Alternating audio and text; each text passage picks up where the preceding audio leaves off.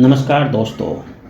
आप सब जानते होंगे लाल बहादुर शास्त्री यानी भारत के दूसरे प्रधानमंत्री, जिनका जन्म 2 अक्टूबर 1904 को हुआ था और उनका स्वर्गवास 11 जनवरी 1966 को उस समय हुआ जब भारत पाक युद्ध के बाद ताशकंद समझौता हुआ।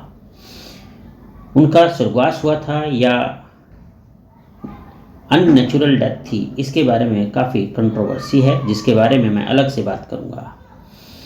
तो अपने प्रधानमंत्री काल में वो कितने ईमानदार, कितने सादगीपूर्ण थे। जनता आज भी उनके गुणगान गाती है और उनसे बेहद प्रेम करती है। ये उनकी सादगी और ईमानदारी और सच्चापन था कि प्रधानमंत्री रहते हुए भी उन्होंने एक कार जो लोन पर ली थी, उसका लोन भी वो बेचारे नहीं चुका पाए थे। बाद में उनकी फैमिली ने उसको जो है चुकाया।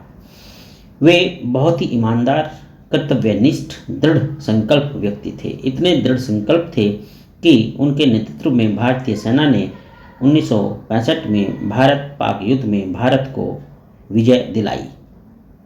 मेरे दोस्तों, वे अपने इरादों के पक्के थे। उनके नेतृत्व में ही भारत में श्वेत क्रांति का अग्रसर हुआ, जिससे कि दूध उत्पादन में काफ़ी वृद्धि हुई।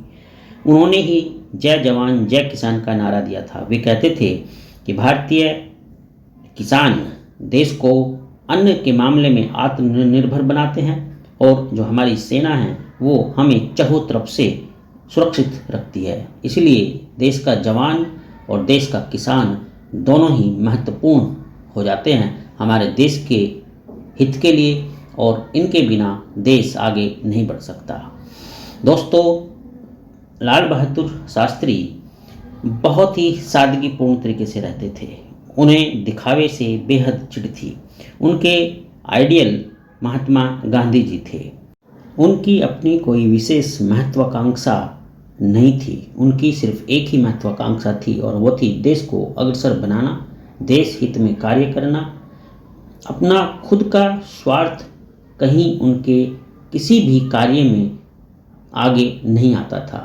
यही रीज़न है कि प्रधानमंत्री रहते हुए भी वे इतने सादगीपूर्ण तरीके से रहते थे जैसे एक सामान्य व्यक्ति रहता है।